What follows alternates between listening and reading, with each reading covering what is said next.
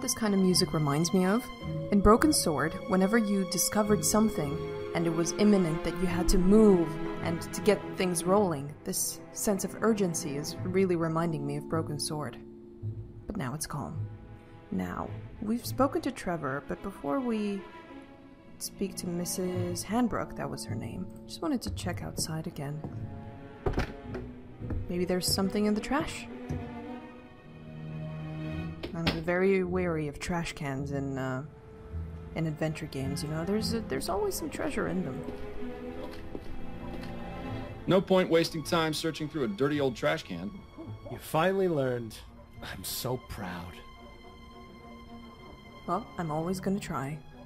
I'm watching you, trash can. Tonight's shipment of flowers. Still sealed by the looks of it. Question is, for how long? Fine job you're doing. Keep up the good work. Thank you, Detective. Now please, let me do my job in peace. Well, there doesn't seem to be much going on around here. Casebook. What have I got? Honor among thieves. Ask Bill about surveillance. Right. Bill, could I have a word? What's on your mind, Fordham?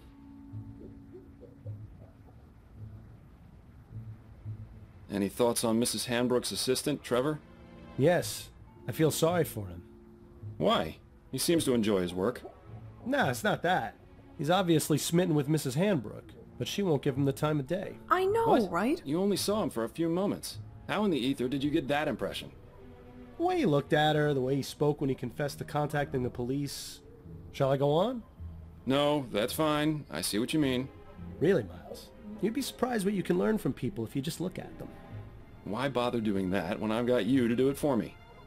It's like an extendable arm mentalist. Thanks, Bill. Right.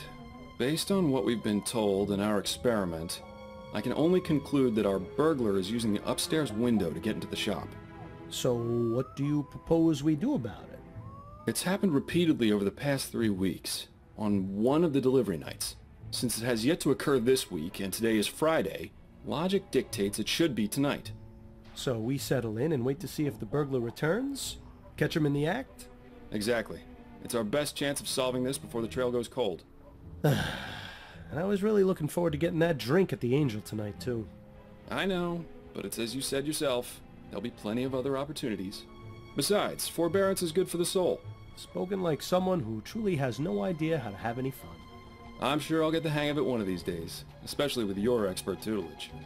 Okay, let's go have a chat with Mrs. Hanbrook. I'm sure she'll be delighted to know we're spending the night.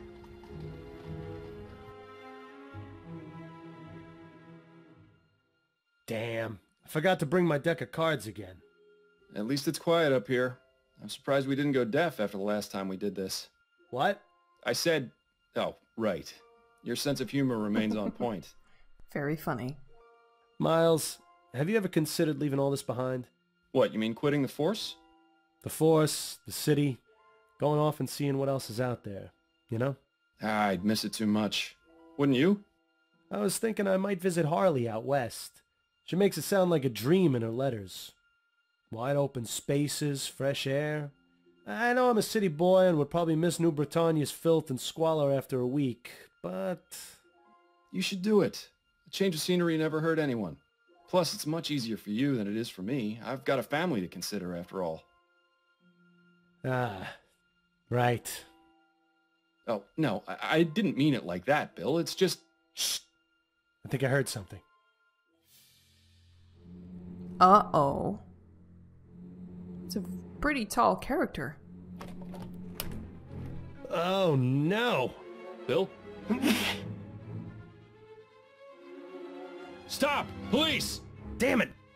He's gone up the fire escape. We can corner him on the roof. Stay close and keep me covered.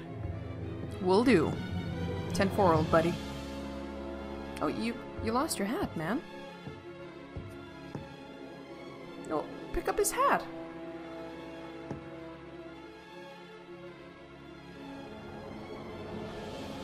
Bill! Stay back, officer. I've got a knife. Ready your pistol, Fordham. But you're too close! I trust you, Miles. Your pistol, now! Oh, I don't trust my aim. There's really no need for this, officer. I respect your desire to uphold justice. Mine is more important. If you let me go, I won't come back, and we can all forget this ever happened. Don't listen to this lunatic, Miles. Take your shot before things get worse. I'm gonna try to reason with the burglar. I mean, guns in that age? Not reliable. Plus, it's dark outside. Look, we've caught you red-handed. Put down the knife, let my partner go, and give yourself up. No! I'm not going to jail. Do you know what they do to people in there? Yes, I do. If you cooperate, I'll see if I can get the judge to ease your sentence. I appreciate your tactics, Fordham, but this really isn't the time. Come on, man. Let him go. He's paying for those flowers. He just doesn't want to buy them the normal way. Come on, all you've really done is taken some flowers. You're not a killer. Don't make things worse for yourself. You don't know anything about me. One thing's for sure. I'm not going to jail. So let me go free, or else your partner is going over the side. Fordham, this madman clearly can't be reasoned with. Take your shot, now! I'm gonna let him go. I mean, I can't risk Bill's life. Okay, we'll look the other way just this once. Just let my partner go. Fordham, are you insane? Bill, don't! Bill! Oh, Bill, you just had to... Bill! Oh, God! I am so sorry, my friend. I am so sorry.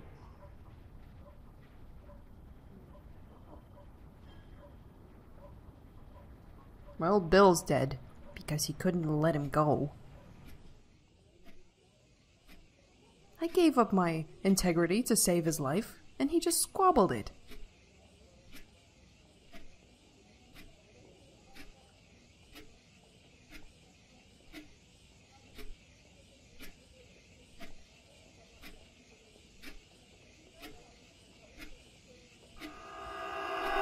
Miles, wake up! Your house!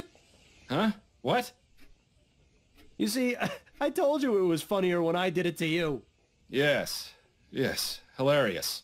What's the matter? Have a rough night? Overdid it on the soporific. What? I thought it was an option to click. Why do I feel like I've had this conversation before? I'm just glad you're in the mood to converse again. Seriously, you took so much of that snake oil last night, I was starting to think you wanted me quiet for good. Is Bill in my head? Is he haunting my brain? Oh God, I've come down with a case of ghosts in my blood. I just need a break now and then. It's no personal slight. I just need some quiet time, or I'll go insane. I get it. We all need our space. I know it's not easy, but there's really no need. Not easy. Bill, I've been hearing your voice since you died. You don't shut up unless I take that accursed medicine. I'd say that qualifies as a bit more than not easy. Yeah, well, how do you think I feel? You think I enjoy being trapped here, listening to you whine about how hard your life's become? You at least still have yours. So why can't you just leave me alone?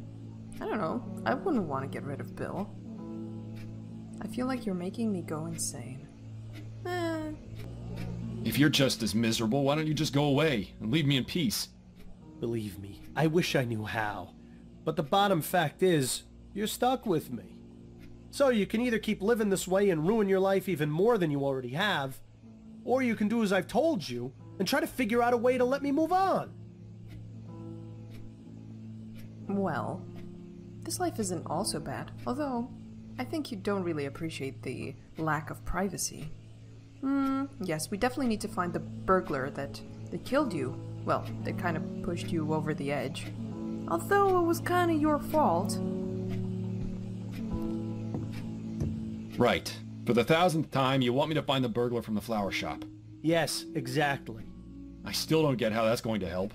I've told you several times, although to be fair, if you actually listened to me, I'd still be alive.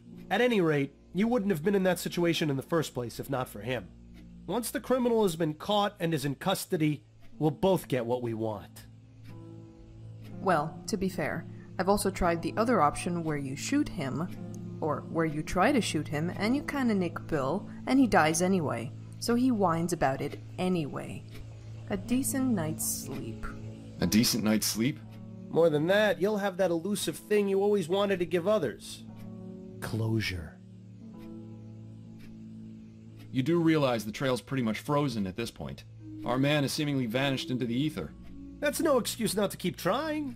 I know the cases Upton's been giving you these past few months haven't been the most thrilling, but they've at least kept you active. So just keep at it. Something has to turn up eventually. Unless, of course, you want to wind up in Riverview Asylum. And if that happens, I'm really not going to keep quiet. Fine. Good man. Now, I suggest you stop talking to thin air, or Adelaide's going to start wondering if you've gone mental. Or just maybe, she'll stop wondering. Very funny. I don't know, man. I think having Bill in my head is pretty cool. It's a sweet deal. Kind of reminds me of Rosa and Joey, but Joey was, at least, a little separate from her body. Here, there was no escape from Bill. Adelaide's last performance. She could really bring the house down. Pretty, but I'm glad I don't have a sense of smell anymore. So when I inspect things, it's Bill talking, and I imagine when I talk to people, it's his name that I can't recall. Fordham. Was that his name? Maybe. Wouldn't you say it's time for a change of clothes, Miles? You've been wearing that coat for who knows how long. So? Addie gave it to me. Besides, it gives me character. Right. Brooding detective in a long black coat. That's never been seen before. What are you talking about, Bill? Never mind. Never mind. You don't understand. It doesn't really match your pants, but whatever. I'm certain a permanent indentation in the shape of your rear is starting to form on that thing. That's a fun little apparatus Adelaide got you. Very soothing. Watching it spin long enough puts me right to sleep. I'd say that's really more the soporifics doing. I think that would make me a little nauseous. Remember before you started taking that medicine and you could actually read a book for more than 10 minutes before falling asleep? You were a lot more fun to talk to back then. I always liked that self-portrait of Adelaide's mother, even if the eyes do always follow you around the room. Don't worry, Miles. I don't watch when you and Adelaide are having your private time. It would be nice if you didn't spend the whole time humming. I thought you appreciated some romantic music. Well, that is just the awkwardness that you get with your, spiritual guide. Ha, that poster brings back some memories. That's from around the time you two met, isn't it? Yes, back when Addie was singing at the Angel. It's admirable just how organized Adelaide is. Maybe someday the same can be said about you.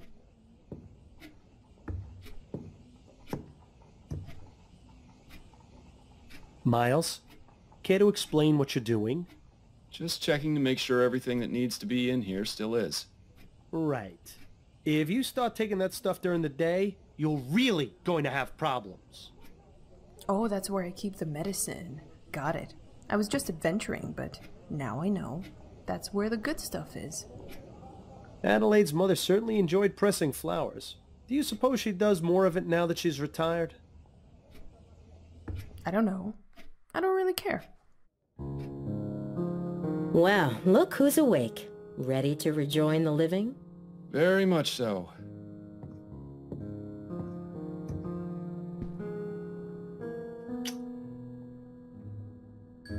You were talking in your sleep again. Did I say anything interesting? Do you ever? You have to admit, she's got you there. How are you feeling? A touch groggy. I think I took a bit too much of the soporific last night. That's what I thought. When you went for your after-lunch nap, you'd barely gotten breakfast down. I saved you some bread and cheese if you're hungry. Thank you, but I haven't got much of an appetite. You really should regulate your doses more carefully, love. I'm sure dull senses and an empty stomach aren't much help to your work.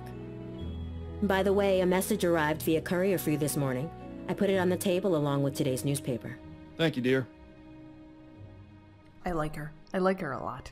I always liked that painting. It's impossible to see that kind of scenery here in the city. It might do you some good to look in the mirror a bit more often, Miles. Yeah, I'm sure Addie is, putting on a brave face for you. But she's genuinely concerned, man. If there isn't a pair of scissors or a hairbrush in Adelaide's hands, you can bet there'll be a book. Addie? Yes, dear? Aw, she's gorgeous. Oh, I do love the dual lighting. Like the blues and the orange. How's work going? Do you have any appointments today? Yes, one this evening. It's been a bit slow lately, but pretty soon it'll be debutante ball season, and all the Gascon grand dames will need their hair done. You sure I can't convince you to let me give you a little trim? You've been looking awfully scruffy lately. What's the point? I've got no need to go peacocking around town. You're the only girl for me. I like it when you're clean cut. It brings out your eyes. The way my eyes have been looking lately, I think it's best to keep them hidden. Oh, come on, man. It's a free haircut. You should take it. How are you? It feels as though we haven't seen much of each other these past few days. I've been fine. Addie, you're not a very good liar. What's on your mind? I'm worried about you, Miles. I knew it. I know, but I've told you, there's no need to worry about me. I'm all right. You're not all right, Miles. I may not be a good liar, but you can't fool me either. I am all right. What do I have to do to convince you of that? You could start by throwing out that sleeping medicine. It's turned you into a different person. I needed to sleep, Addie. I'll become an even worse person without it, believe me. I know Bill's death was hard for you. It was hard for all of us. But whatever it is that's bothering you, you know you can talk to me about it. That's what I'm here for. I know, my love. Your support means the world to me. I need some time to deal with things. That's all. It won't always be like this, I promise. Making promises you can't keep, eh, Miles? That'll end well. You know what, Bill? Just shut it. You're not a part of this conversation, man. Although it's kind of weird to think that Miles has two people in his head. Bill and me. And we're just bickering in his head.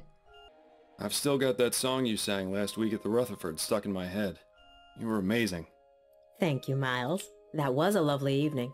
I always enjoy it when Joseph brings out his violin and we can relive the old days. Certainly nicer than when he spends hours telling the exact same story whenever you visit.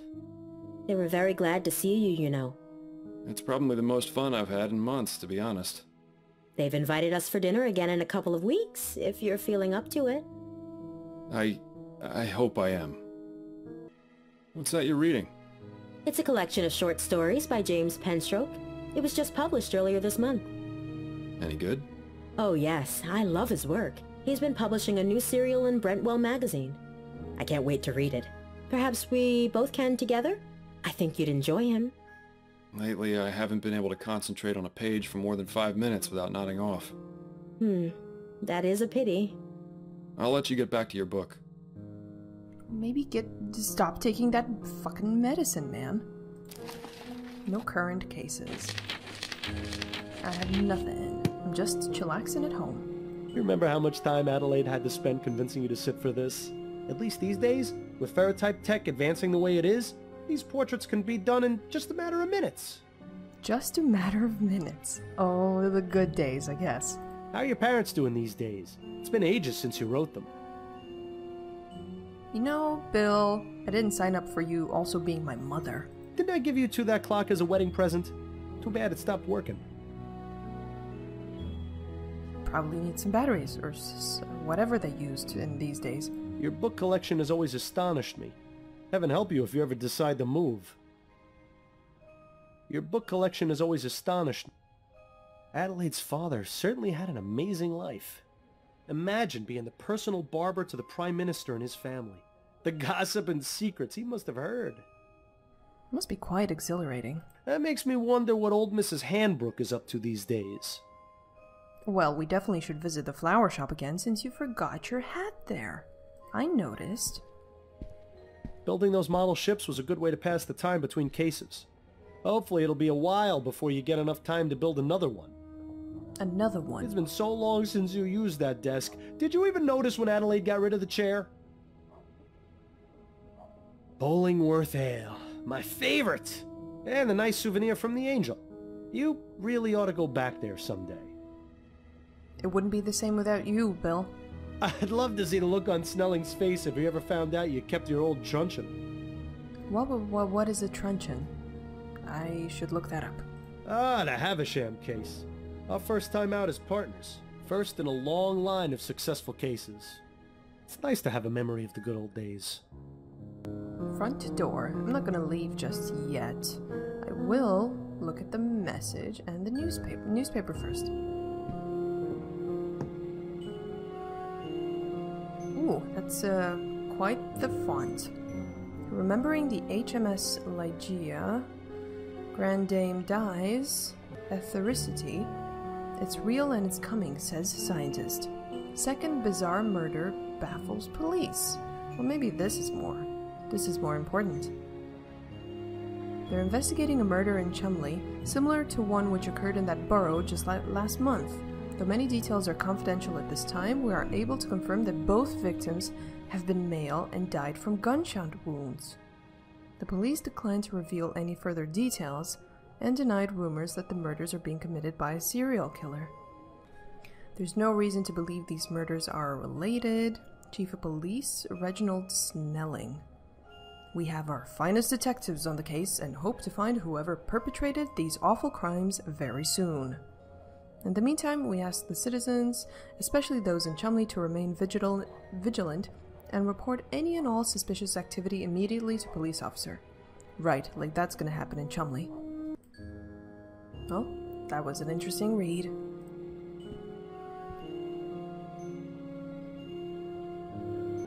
A big case has come in which I think will interest you.